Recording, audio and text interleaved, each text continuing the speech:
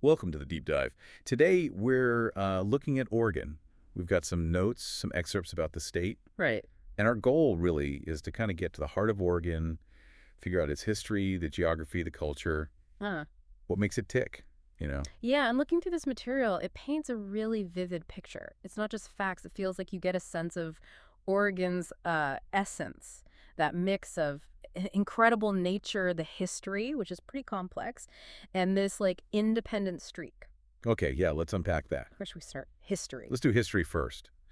The notes really emphasize, this land wasn't empty. Long before Europeans showed up, there were thriving communities. Absolutely. Thousands of years. Yeah. Peoples like the Chinook, the Cayuse, Umatilla, so many groups with deep roots there. Then you get the big shift in the 1800s with the Oregon Trail, that whole westward push. Right. Oregon was kind of the promised land at the end of that incredibly tough journey, people seeking fertile land, a new beginning. Mm. And then statehood came in 1859. It was the 33rd state.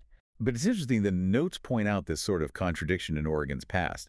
It wasn't simple progress. No, not at all. You had some early progressive ideas, like around conservation maybe, but at the same time. At the same time, you had things like the exclusion laws. Exactly. That's a really critical and dark part of the story.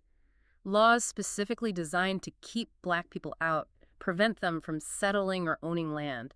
It's this jarring contrast, that history of racial injustice alongside other movements. Yeah, it's a history that needed and still needs reckoning.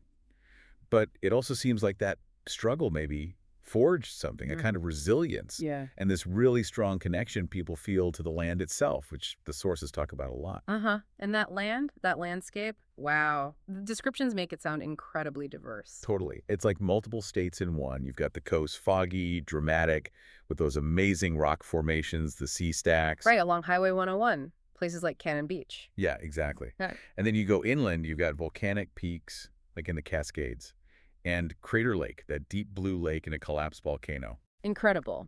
And then there's Portland, the creative hub, coffee, food trucks, all that.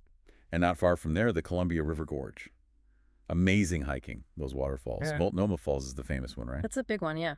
Plus, you've got the Willamette Valley, the wine region. And don't forget, Eastern Oregon, totally different vibe.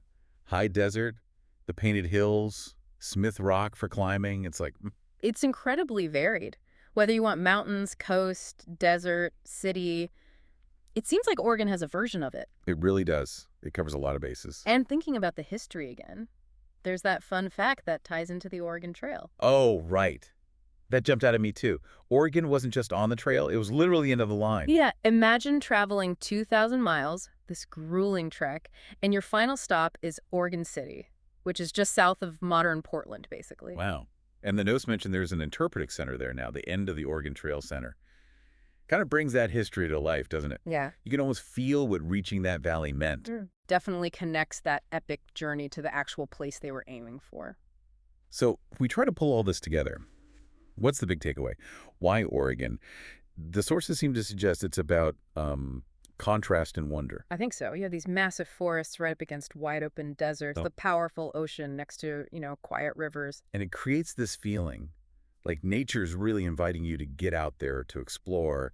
But the cities are buzzing too with their own creative energy. Yeah, and the word that kept coming up, or the idea, was space. Space, yes. Yeah. Space to explore, space to breathe, space to just be. I think the note summed it up like, come for the views, stay for the vibe. That really resonates. And that idea of space, it feels like it captures both the huge open landscapes and that kind of independent, resilient spirit we talked about.